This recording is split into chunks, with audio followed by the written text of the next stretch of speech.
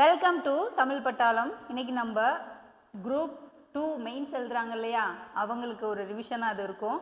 பொது வாழ்வில் ஊழல் அதுதான் பார்க்க போகிறோம். இப்போ பொது வாழ்வில் ஊழல் நடக்குது, அந்த ஊழலுக்கு எதிரான என்னென்ன நடவடிக்கைகள் நடந்திருக்கு, அப்புறம் மத்திய கண்காணிப்பு ஆணையம், லோக்பால், லோக் அதாலத், லோக் ஆயுக்தா, மக்கள் குறைதீர்ப்பாளர் அப்படின்னு சொல்லப்படக்கூடிய ஓம்புட்ஸ்மேன், அப்புறம் நம்ம தலைமை தணிக்கையாளர் அவங்கள வந்து தான் நம்ம என்ன பண்ண போகிறோம் இன்னைக்கு பார்க்க.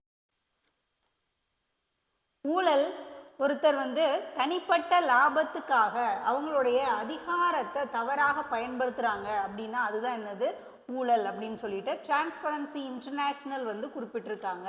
இந்த ஊழல் குறியீடு இருக்கு இல்லையா, இப்போ ஊழல் குறியீடு எவ்வளோ அப்படின்னா நம்ம எத்தனாவது இடத்துல இருக்கோம் அப்படின்னா 96வது இடத்துல வந்து நம்ம இருக்கோம். 180 நாடுகளில் பார்க்கும்போது நம்ம எத்தனாவது இடத்துல இருக்கோம் அப்படின்னா 96வது இடத்துல இருக்கோம். அப்போ வகைகள் என்னென்ன ஊழலுக்கான வகைகள் அப்படின்னு கேட்குறப்போ அரசாங்கத்தில் ஊழல் நடக்குது, அரசியலில் ஊழல் இருக்குது, அப்புறம் கார்ப்பரேட் ஊழல் இருக்குது, புள்ளி விவர ஊழல் அப்படி சொல்லிட்டு ஊழல்கள் வந்து என்ன பண்ணலாம் நம்ம வகைப்படுத்தலாம். அப்போது அதுக்குரிய காரணங்கள் என்னவா இருக்கும், ஊழல் ஏன் ஏற்படுது, அப்போ அதுக்கு காரணம் ஏதாவது இருக்கும் இல்லையா. என்னென்ன காரணம் இருக்குது, அதிக வரி இருக்குது, அதிகாரத்துவ கட்டுப்பாடுகள் நிறையா இருக்கிறனாலே ஊழல் அதிகமாகுது, குறைவான ஊதியம் இருக்கிறனாலையும் ஆடம்பர வாழ்வு வாழணும் அப்படி சொல்லிட்டு நினைக்கிறதுனால ஊழலை மக்கள் வந்து என்ன பண்ணிடுறாங்க அங்கீகரிச்சிடுறாங்க. இது கொடுத்தா இது நடக்கும் அப்படிங்கிற மாதிரி ஊழலை என்ன பண்ணிடுறாங்க அங்கீகரிச்சிடுறாங்க. சட்டங்கள் வந்து வலுவற்றதா இருக்கு, அப்புறம் நீதி வழங்குறதுல தாமதம் ஏற்படுது, காலதாமதம் ஏற்படுறதுனால பாகுபாடு ஏற்படுறதுனாலையும் ஊழல் அதிகரிக்குது. ஊழலை வெளிக்கொண்டு வராங்க அப்படின்னா அவங்களுக்கு என்ன இல்லை, அவங்களுக்கு பாதுகாப்பு அப்படின்றதே இல்லை, அதனால யாருமே சொல்ல மாட்டேங்கிறாங்க. ஒரே கட்சி பல வருஷமா ஆட்சியில் இருக்கிறதுனாலையும் ஊழல் வந்து அதிகமாகுது. விலை உயர்ந்த நீதி அமைப்பு இது எல்லாமே என்னது காரணங்கள்ல வரும். இப்போ விளைவுகள், அதனால என்ன விளைவுகள், அரசு நலத்திட்டங்கள் வந்து மக்களை சரியா போய் சேரலை, வறுமை வேலையின்மை அதிகரிக்கிறனால கருப்பு பணம் அதிகமாகுது, நாட்டினுடைய பொருளாதார வளர்ச்சி இதனால குறையுது, குற்றவாளிகள் அதிகரிக்கிறாங்க, தகுதியற்ற நபர்கள் வந்து நம்ம பணி நியமனம் செய்யறதுனாலையும் அத்தியாவசிய பொருட்கள்ல என்ன ஆகுது கலப்படம் இருக்கிறனாலையும் விளைவுகள் வந்து சொல்லியிருக்காங்க. ஊழல் அதிகமுள்ள மாநிலங்கள் எது எது அப்படின்னா உத்தரப்பிரதேசம், பீகார், ராஜஸ்தான், தெலுங்கானா, இங்க எல்லாமே ஊழல் வந்து அதிகமாக இருக்கு அப்படின்னு சொல்லிட்டு குறிப்பிட்டிருக்காங்க. இந்தியாவில் நடைபெற்ற பெருவகையான ஊழல்கள் என்னென்ன அப்படின்னா இந்திய லெவலில் பார்க்கப்பட்ட ஊழல்கள் போஃபஸ் ஊழல் 1986 வந்து நடந்திருக்கிறது. 2G ஸ்பெக்ட்ரம் 2010, காமன்வெல்த்தில் 2010, அப்போ வந்து ரஃபேல் ஊழல் 2012, கால்நடை தீவன ஊழல் MGNRNA அதில் ஏற்படக்கூடிய ஊழல் சொல்லிட்டு ஊழல் வந்து இந்திய லெவலில் ஊழல்கள் இவ்வளோ வந்து நடந்திருக்கு. அதை எப்படி தடுக்கலாம், தடுப்பதற்கான வழிமுறைகள் என்னென்ன அப்படின்னா இந்த ஊழல் தொடர்பான சட்டங்கள்லாம் இருக்கும் இல்லையா, அதை வந்து கடுமையாக்கணும், சட்டங்களை வந்து வலுப்படுத்தணும் அப்படின்னு சொல்லியிருக்காங்க. அவங்களுக்கு நம்ம அதிகாரம் வந்து என்ன பண்ணணும், அந்த அமைப்புகளுக்கு கொடுக்கணும். அரசினுடைய செயல்பாடுகள் எல்லாமே கணினிமயமாக்கப்படணும், டிஜிட்டலாக மாற்றுறாங்க அப்படின்னா என்ன ஆக முடியாது, இவங்களால இந்த ஊழல் வந்து கொஞ்சம் குறையும் அப்படின்னு சொல்கிறாங்க. இந்த ஊழல் செய்கிறவங்களுக்கு தண்டனைகள் கடுமையாக வந்து என்ன பண்ணணும் கொடுக்கணும், சட்டங்களை ஃபஸ்ட்டு கடுமையாக்கணும், அப்புறம் இந்த ஊழல் செய்கிறவங்களுக்கும் தண்டனைகள் கடுமையாக்கப்படணும் அப்படின்னு சொல்லியிருக்காங்க. இந்த ஊழலை வெளிக்கொண்டு வர்றாங்க அப்படின்னு சொல்லி இருக்காங்க இல்லையா, அவங்களுக்கு நம்ம என்ன பண்ணணும், முதல்ல பாதுகாப்பு கொடுக்கணும். அதனால தான் அவங்க சொல்லாமல் இருக்காங்க. அவங்க சொல்லணும் அப்படின்னா அவங்களுக்கு முறையான ஊழல்கள் பற்றி என்ன பண்ணுவாங்க தகவல் வந்து தெரிவிப்பாங்க. நேர்மையாக பணிபுரிகிறாங்க அப்படின்னா அவங்களுக்கு என்ன கொடுத்தணும், அப்ரிஷியேட் பண்ணணும், விருது வழங்குறது. இப்போ விருது வழங்கி அவங்கள வந்து என்ன பண்ணலாம், கௌரவிக்கலாம். இந்த வழக்குகள் எல்லாம் விரைந்து முடிக்க முறையான நீதிமன்றங்கள், சிறப்பு நீதிமன்றங்கள் வந்து இருக்கணும். இந்த ஊழலுக்கு எதிரான சட்டங்கள், ஊழலுக்கு எதிராக நிறைய சட்டங்கள் கொண்டு வந்திருப்பாங்க இல்லையா. ஊழல் தடுப்பு சட்டம் 1988, திருத்தம் வந்து 2018 வந்து கொண்டு வந்திருக்காங்க. ஊழல் தடுப்பு சட்டம் 1988, திருத்தம் 2018. பினாமி பரிவர்த்தனை தடுப்பு சட்டம் 1988, ஊழல் தடுப்பு சட்டமும் 88 தான், பினாமி பரிவர்த்தனை தடுப்பு சட்டமும் என்னது 88 தான். பணச்சலவை தடுப்பு சட்டம் 2002, தகவல் அறியும் உரிமை சட்டம் 2005, இந்த ஊழலை வெளிக்கொண்டுபவர்களினுடைய பாதுகாப்பு சட்டம் எப்போ 2014. ஊழலுக்கு எதிராக என்னென்ன சட்டங்கள் இருக்குது அப்படின்னு பார்க்கும்போது ஊழல் தடுப்பு சட்டம் இருக்குது, பினாமி பரிவர்த்தனை தடுப்பு சட்டம் இருக்குது, பணச்சலவை தடுப்பு சட்டம் இருக்குது, தகவல் அறியும் உரிமை சட்டம், ஊழலை வெளிக்கொண்டுபவர்களை பாதுகாக்கக்கூடிய சட்டம் 2014. இந்த ஊழலுக்கு எதிரான அமைப்புகள் இருக்கும் இல்லையா, அரசு அமைப்புகள், அதை என்னென்ன இருக்குது அப்படின்னு சொல்லிட்டு நம்ம பார்க்கலாம். மத்திய ஊழலுடைய கண்காணிப்பு ஆணையம், புலனாய்வு ஆணையம் சொல்லிட்டு என்ன பண்ணியிருப்பாங்க, 2 கொடுத்துருவாங்க. சிபிஐயும் சிவிசியும் இருக்கும். இப்போ சிபிஐ எப்போ அப்படின்னா 1963லையும், சிவிசி எப்போ 1964, அப்புறம் லோக்பால் லோக் ஆயுக்தா இருக்கு 2014, அப்புறம் கேக் இருக்கு. இப்போ இந்த மத்திய ஊழல் கண்காணிப்பு ஆணையம் சிவிசி இருக்கு இல்லையா, அதை பார்க்கலாம். மத்திய ஊழல் கண்காணிப்பு ஆணையம் தொடக்கம் 1964.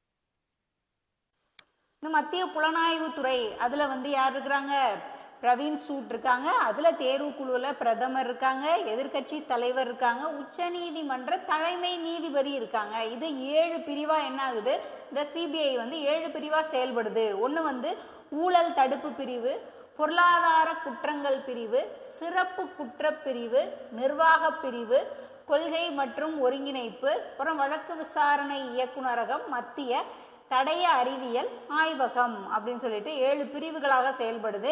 இந்த சிபிஐ அப்படிங்கிறதுனுடைய பணிகள் என்ன அப்படின்னா, இந்த சிவிசி லோக்பால் போன்ற ஊழல் தடுப்பு அமைப்புகளுக்கு உதவியாக என்ன பண்ணியிருக்காங்க, இவங்க இருப்பாங்க. இந்த மத்திய ஊழல் கண்காணிப்பு ஆணையம் இருக்கு இல்லையா, அதுக்கும் இந்த லோக்பால் லோக் ஆயுக்தாலாம் இருக்குல்ல, அந்த லோக்பால் அமைப்புகளுக்கு உதவியாக யார் இருப்பாங்க, இந்த சிபிஐ இருப்பாங்க. இவங்களும் இந்த ஊழல் தடுப்பு நடவடிக்கைகள் எல்லாம் மேற்கொள்றாங்க. தேசிய அளவில் உலக அளவில் சிபிஐ விசாரிக்கிறாங்க. என்னது, தேசிய அளவில் உலக அளவில் வாய்ந்த வழக்குகளை விசாரிக்கக்கூடிய ஒரு இது சிபிஐக்கு இருக்கு. மாநில அரசு விரும்பி கேட்டால் பொது முக்கியத்துவம் வாய்ந்த வழக்குகளை என்ன பண்ணுவாங்க, இவங்க விசாரணை பண்ணுவாங்க மாநில அரசினுடைய அனுமதியோட. இப்போ இந்த ஊழல் தடுப்பு அமைப்புகள் அப்படின்னா நம்ம ஓம்புட்ஸ்மேன் பார்த்தோம் இல்லையா. ஓம்புட்ஸ்மேன் வந்து இந்த நிர்வாக முறைகேட்டிலிருந்து குடிமக்களை காப்பாற்றக்கூடிய ஒரு அதிகாரி ஓம்புட்ஸ்மேன். இது எங்கே ஆரம்பமாகுது? ஸ்வீடனில் வந்து முதல்ல இந்த ஓம்புட்ஸ்மேன் அப்படிங்கிறது கொண்டு வராங்க. இந்தியாவில் ஊழல் தடுப்பு அமைப்பாக லோக்பால் லோக் ஆயுக்தா இருக்கு இல்லையா, இதுதான் முதல் நிர்வாக சீர்திருத்த குழு பரிந்துரையின் பிரகாரம் உருவாக்கப்பட்டது. இந்த ஓம்புட்ஸ்மேன் குறை தீர்ப்பாளர் ஸ்வீடனில் அறிமுகமாயிருக்கு. இப்போ அதுலேருந்து ஊழல் தடுப்பு அமைப்புகளால் நிர்வாக சீர்திருத்த குழு பரிந்துரையின் பிரகாரம் லோக்பால் லோக் ஆயுக்தா அது கொண்டு வராங்க. அந்த லோக்பால் லோக் ஆயுக்தா என்ன பண்ணலாம் நம்ம இப்போ வந்து பார்க்கலாம். லோக்பால் எதுக்கு கொண்டு வராங்க? பிரதமர், மத்திய அமைச்சர், மத்திய உயர் அதிகாரிகள் இந்த ஊழியர்களினுடைய ஊழல் புகாரை விசாரணை செய்யக்கூடிய ஒரு அமைப்பு தான் என்னது இந்த லோக்பால் அமைப்பு. லோக்பால்னா என்ன அர்த்தம்? மக்கள் காவலன் அப்படின்னு சொல்றாங்க. லோக்பால்னா என்னது? மக்கள் காவலன் அப்படின்னு சொல்றாங்க. இது யார் முதல்ல உருவாக்கியிருக்கா? அந்த லோக்பால் அப்படிங்கிற வார்த்தை பதம் யார் உருவாக்கியிருக்காங்கன்னா LM சிங்வி வந்து உருவாக்கியிருப்பாங்க. இது 1968 என்ன ஆயிருக்கும்? அறிமுகம் ஆயிருக்கும்.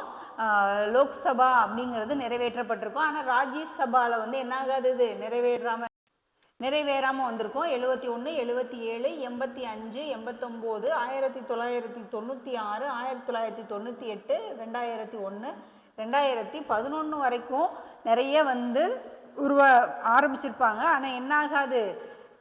நிறைவேற்றாம விட்டுருப்பாங்க. அப்போ எப்போதான் இறுதியாக வந்து அதுக்கு ஒப்புதல் கொடுக்குறாங்க அப்படின்னா ஜனவரி 1, 2014. இப்போ லோக்பால் எப்போ அப்படின்னா 2014. எப்போ? ஜனவரி 1 குடியரசுத் தலைவர் ஒப்புதல் கொடுத்துட்டாரு. ஆனால் நடைமுறைக்கு எப்போ வருது? ஜனவரி 16, 2014 நடைமுறைக்கு வருது. இவங்களுடைய பதவிக்காலம் 5 ஆண்டு 70 வயசு.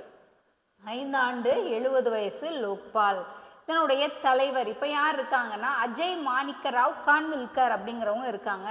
இப்போ யார் இருக்கா லோக்பாலுக்கு தலைவரா? அஜய் மாணிக்கராவ் கான்வில்கர் அப்படிங்கிறவங்க இருக்கிறாங்க. இதுல ஒரு தலைவர் 8 உறுப்பினர்கள் ஒரு தலைவர் 8 உறுப்பினர்கள். அப்ப அந்த 8 பேர்ல யார் யாரு அப்படின்னா 50% நீதித்துறையை சேர்ந்தவங்க இருப்பாங்க.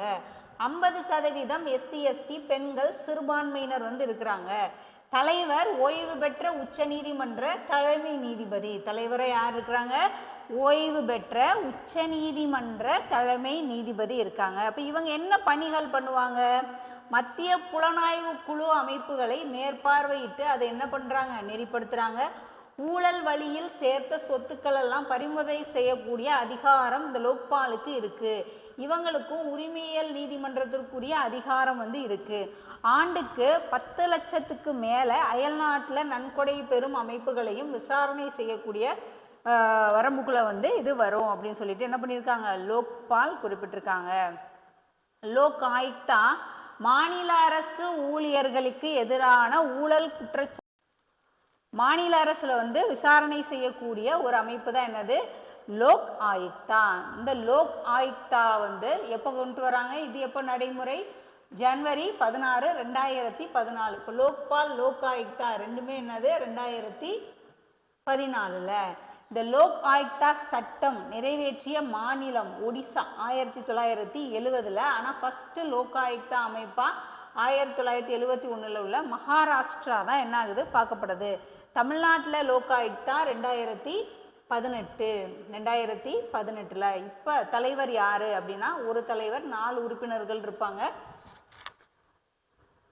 இப்போ யாரு தலைவராக இருக்காங்கன்னா மு ராஜாராம் அப்படிங்கிறவங்க இருக்காங்க. ராஜாராம் அப்படிங்கிறவங்க தலைவராக இருக்காங்க. நியமனம் யார் பண்ணுவா? மாநில இதை விசாரிக்கிறனால ஆளுநர் வந்து நியமனம் பண்ணுவாங்க. இதில் வந்து நீதித்துறையை சேர்ந்த 2 பேர் வந்து இருப்பாங்க. பதவிக்காலம் என்னது? 5 ஆண்டுகள் 70 வயசு. இவங்களுடைய அதிகாரம் என்ன? லோக் ஆயுக்தாவோட அதிகாரம் என்ன அப்படின்னா முதலமைச்சர், அமைச்சர், சட்டமன்ற உறுப்பினர் விசாரணை பண்றது, அரசுக்கு பரிந்துரை மட்டும் அளிக்கும், தண்டனையை வந்து வழங்கும் அதிகாரம் இருக்குல்ல. பரிந்துரை மட்டும்தான் இவங்க பண்ணுவாங்க. யாரு? லோக் ஆயுக்தா என்ன பண்ணுவாங்க அப்படின்னா இவங்கெல்லாம் குற்றம் பண்ணியிருக்காங்க அது பாருங்க அப்படி சொல்லிட்டு பரிந்துரை பண்ணக்கூடியது மட்டும்தான் இருக்கு. ஆனா தண்டனை வழங்கக்கூடிய அதிகாரம் அவங்களுக்கு இல்லை. லோக்பால் பார்த்தாச்சு, லோக் ஆயுக்தா பார்த்தாச்சு. அடுத்து என்னது? லோக் அதாலத். லோக் அதாலத் ஒரு மக்கள் நீதிமன்றம். இது என்னது? மக்கள் நீதிமன்றம். இது ஃபஸ்ட்டு குஜராத்தில் ஜுனாகத் அப்படிங்கிற பிளேஸில் 1982 ஆரம்பமாகுது. ஆனால் லோக் அதாலத் உருவாக்கம் எப்போனா 1987 தான். சமரசம் மூலமாக மக்களினுடைய லோக் அதாலத் பேச்சுவார்த்தை மூலமாக என்ன பண்ணுறாங்க? தீர்வு வந்து பார்க்குறாங்க. இவங்க எங்களுடைய நோக்கம் என்ன? விரைவாக நீதி வழங்கணும், அதுவும் குறைந்த செலவில் நீதி கொடுக்கணும். நிலுவையில் ஏதாவது வழக்குகள் இருந்துச்சுன்னா அதை என்ன பண்ணணும்? விரைவாக விசாரித்து அதுக்கு தீர்ப்பு கொடுக்கணும். குற்றவியல் வழக்குகளுக்கு இவங்களால தீர்வு காண முடியாது. குற்றவியல் வழக்குகள் தீர்வு காண இவங்களால முடியாது. சிவில் வழக்குகளுக்கு மட்டும்தான் இவங்க என்ன பண்ணுவாங்க? தீர்வு வந்து கொடுப்பாங்க அப்படின்னு சொல்லிட்டு என்ன பண்ணியிருக்காங்க? லோக் அதாலத் வந்து குறிப்பிட்டிருக்காங்க. இந்திய தலைமை தணிக்கை அதிகாரி கேக் இருக்காங்க இல்லையா, அவங்கள பற்றி சொல்லியிருக்காங்க. இவங்க பகுதி 5 வந்து நம்மளுக்கு என்ன பண்ணியிருக்காங்க? குறிப்பிடுறாங்க. விதி வந்து 148 151 வரைக்கும் இந்திய தலைமை தணிக்கை அதிகாரி பற்றி குறிப்பிடுறாங்க. இவங்களை யார் நியமனம் பண்ணுறாங்க? குடியரசுத் தலைவர் நியமனம் பண்ணுறாரு. பதவிக்காலம் 6 ஆண்டுகள், 65 வயது. உச்சநீதிமன்ற அந்த மாதிரி என்ன பண்ணலாம்? இவங்கள பதவி நீக்கம் வந்து பண்ணலாம். இப்போ யார் இருக்கா? தலைமை தணிக்கை அதிகாரியா யார் இருக்காங்கன்னா சஞ்சய் மூர்த்தி வந்து இருக்காங்க. இவங்களுடைய பணிகள் என்ன அப்படின்னா, மத்திய மாநில அரசுகள் அந்த அரசோட தொடர்புள்ள அனைத்து நிறுவன கணக்குகளையும் பார்க்கறது அப்படின்னு சொல்லிட்டு அது எல்லாமே என்ன பண்றாங்க? தணிக்கை செய்தல். அப்புறம் பொது பணத்தினுடைய பாதுகாவலன் அப்படின்னு சொல்லிட்டு இவங்களை வந்து என்ன பண்றாங்க? குறிப்பிடுறாங்க. பொது கணக்கு குழுவின் ஆலோசகர், உபரி வரியை உறுதி செய்து அந்த சான்றிதழ் வந்து வழங்குறாங்க அப்படி சொல்லிட்டு சரத்து 279 குறிப்பிட்டிருக்காங்க. கேக் வந்து அறிக்கை கொடுக்கறது வந்து 151 148 151 வரைக்குமே என்ன பண்ணியிருக்காங்க? கேக் பற்றி சொல்லியிருப்பாங்க. இது மூலமாக இவங்க என்னென்ன ஊழல்கள் கண்டுபிடிச்சிருக்காங்க? 2G அலைக்கற்றை ஊழல் இருக்கு இல்லையா, அதை வந்து கண்டுபிடிச்சிருக்காங்க. அப்புறம் நிலக்கரி சுரங்க ஊழல், மாட்டு தீவன ஊழல், இதெல்லாமே இவங்க பண்ணியிருக்காங்க. இதில் இந்த விசில் ஃப்ளோவர் பற்றி பார்க்கலாம். ஒரு நிறுவனத்தில் இந்த விசில் ஃப்ளோவர் அப்படிங்கிறது என்ன அப்படின்னா, இந்த ஒரு நிறுவனம் இருக்குது அப்படின்னா அந்த நிறுவனத்தில் சட்ட விரோதமாக ஒரு நெறிமுறையற்ற நடத்தை பற்றி ஒரு ஊழியர் வந்து என்ன பண்ணலாம்? இந்த மாதிரி நடக்குது எங்கள் நிறுவனத்தில் தகவல் தெரிவிக்கலாம். அதுதான் என்னது? விசில் ஃப்ளோவர் அப்படி சொல்லி குறிப்பிடுறாங்க. இது வந்து பாதுகாப்பு சட்டம் 2014 இருக்கு இல்லையா, நம்ம ஊழல் வெளிக்கொண்டு போவர்களுடைய பாதுகாப்பு சட்டம், அது மூலமாக என்ன பண்ணியிருக்காங்க? சொல்லியிருக்காங்க. இதில் எந்த ஒரு நபரும் இந்த ஊழல் குறித்த தகவலை மத்திய மாநில ஆணையத்திட்ட வந்து நம்ம என்ன பண்ணலாம்? அளிக்கலாம். அப்படி தகவல் நீங்கள் கொடுத்துட்டீங்கன்னா அந்த தகவல்கள் வந்து வெளியிட மாட்டாங்க. தவறான தகவல்கள் நீங்கள் பரப்புனீங்க அப்படின்னா என்ன பண்ணுவாங்க? உங்களுக்கு தண்டனை தான் வந்து கொடுப்பாங்க. தவறான தகவல்கள் பரப்புவோருக்கு தண்டனை கொடுக்கப்படும். அந்த புகார் அளித்தவங்களினுடைய அடையாளத்தை யாராவது சொல்லிட்டாங்க அப்படின்னா அவங்களுக்கு என்ன பண்ணுறாங்க? 3 ஆண்டுகள் சிறை, 50,000 வந்து அபராதம். இந்த விசில் ஃப்ளோவர் வந்து நீங்கள் என்ன பண்ணலாம்? ஊழல் பற்றி கேட்கும்போது இதை வந்து எழுதலாம். சிவில் சர்வீஸ் ஊழலுக்கான காரணங்கள், அதிகாரத்தில் இருக்கிறவங்க என்ன பண்ணுறாங்க? நேர்மை இல்லாமல் இருக்கிறது தான் சிவில் சர்வீஸ் ஊழலுக்கு காரணமாக பார்க்கப்படுது. அதில் அந்த சேவையின் வந்து அரசியல் மயமாக்கப்படுது. அதுவே ஒரு தனியார் துறையிட்ட கொடுக்கும்போது குறைந்த ஊதியம் கொடுக்குறாங்க. நிர்வாகம் என்ன ஆகுது? தாமதமாகிறது அப்படின்னு சொல்லி கொடுத்துருக்காங்க. பலவீனமான ஒரு சட்ட அமலாக்கம் அப்படின்னு சொல்லிட்டு காரணங்கள் வந்து கொடுத்துருக்காங்க. இப்போ சீர்திருத்தம் பண்ணணும்னா என்ன பண்ணலாம்? சிவில் சர்வீஸ் வாரியம் வந்து அமைக்கிறது, அங்கே ஒழுங்கு நடவடிக்கைகள் மேற்கொள்கிறது, மதிப்பு அடிப்படையிலான பயிற்சி கொடுக்கணும், அவங்களுடைய தன்னிலை உணரணும்னு சொல்கிறாங்க இல்லையா, மதிப்பு அடிப்படையிலான ஒரு பயிற்சி கொடுக்கணும். பொது ஆர்வம் உள்ள ஒரு அரசு ஊழியரை வந்து என்ன பண்ணணும்? நியமனம் பண்ணணும். மிஷன் கர்மயோகி திட்டத்தை வந்து செயல்படுத்தணும். இந்த ஊழல் பற்றி எழுதும் போதுமே நீங்கள் விசில் ஃப்ளோவர் எழுதலாம். அப்புறம் மிஷன் கர்மயோகி திட்டம் பற்றி என்ன பண்ணலாம்? எழுதலாம். அரசு ஊழியர்களை எதிர்காலத்துக்கு தயார்படுத்தக்கூடிய ஒரு திட்டம் தான் என்னது? மிஷன் கர்மயோகி. இப்போ இது தொடக்கம் 2020, அதாவது அரசு ஊழியர்களை என்ன பண்ணணும்? எதிர்காலத்துக்கு அவங்கள தயார்படுத்தணும். அதுக்காக ஒரு 5 தூண்கள் கொடுத்துருக்காங்க. கொள்கை கட்டமைப்பு, நிறுவன கட்டமைப்பு, திறன் கட்டமைப்பு, டிஜிட்டல் கற்றல், அப்புறம் கண்காணிப்பு, மதிப்பீட்டு கட்டமைப்பா இந்த கட்டமைப்புகள் வந்து தூண்களாக வந்து இருக்கு. இதனுடைய சிறப்பம்சம் என்ன? மிஷன் கர்மயோகியோட சிறப்பம்சம் என்ன அப்படின்னா, இந்த அரசு ஊழியர்களை வந்து திறன் மேம்பாடு அடைய செய்யணும். டிஜிட்டல் தளங்கள், ஏஐ, இயந்திர கற்றல், தர பகுப்பாய்வு, இதெல்லாமே என்னது? நவீன தொழில்நுட்பங்கள் எல்லாம் வந்து அக்செப்ட் பண்ணிக்கணும், ஏற்றுக்கணும் அப்படின்னு சொல்றாங்க. ஆன்லைன் கற்றலுடன் திறனை வந்து வளர்க்கணும், அதுக்குரிய முறைகள் வந்து என்ன பண்ணணும், அவங்களுக்கு சொல்லித்தரணும் அப்படின்னு சொல்லிட்டு குறிப்பிட்டிருக்காங்க.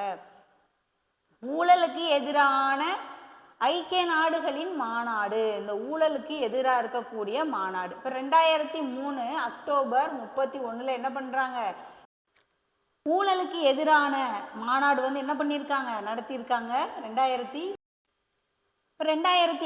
இந்த மாநாடு பற்றி என்ன பண்ணியிருக்காங்க, நடைமுறை பண்ணியிருக்காங்க. சர்வதேச ஊழல் எதிர்ப்பு தினம் எப்போ அப்படின்னா டிசம்பர் 9. டிசம்பர் 9 தான் என்னது, சர்வதேச ஊழல் எதிர்ப்பு தினம். இப்போ இந்த 2024-25 கருப்பொருள் என்ன அப்படின்னா, இந்த சர்வதேச ஊழல் எதிர்ப்பு தினத்தினுடைய கருப்பொருள் வந்து ஊழலுக்கு எதிராக இளைஞர்களோட ஒன்றுபடணும். அதுதான், இளைஞர்களோட ஒன்றுபட்டு நாளைய ஒருமைப்பாட்டை வந்து உருவாக்கணும் அப்படிங்கிறது தான் என்னது இந்த 2024-25க்கான கருப்பொருளாக வந்து ஊழல் எதிர்ப்பு தினத்துக்கானதா பார்க்கப்படுது. இப்போ நம்ம மேலேருந்து என்ன பண்ணிட்டோம், ஒரு ஊழல் வந்து எப்படி நடக்குது, எதனால நடக்குது அப்படிங்கிறத சொல்லியிருக்காங்க. எத்தனாவது இடத்துல இந்தியா வந்து இருக்குது, அதுக்குரிய அமைப்புகள்லாம் என்னென்ன, இப்போ காரணங்கள்லாம் பார்த்தோம் இல்லையா, அப்புறம் அந்த அமைப்புகள்லாம் என்னென்ன அப்படி பார்த்துக்கோங்க. புலனாய்வு, கண்காணிப்பு, லோக்பால், லோக் ஆயுக்தா, அப்புறம் இந்த விசில் ஃப்ளோவர், கர்மயோகி, இதெல்லாம் நீங்கள் என்ன பண்ணலாம், ஊழலை தடுக்கிறதுக்கு ஏதாவது சட்டங்கள் போட்டிருக்காங்க. அப்போ அந்த சட்டங்கள்லாம் எழுதலாம். ஊழல் தடுப்பு சட்டம், பணச்சலவை சட்டம் அப்படின்னு சொல்லிட்டு என்ன பண்ணலாம்,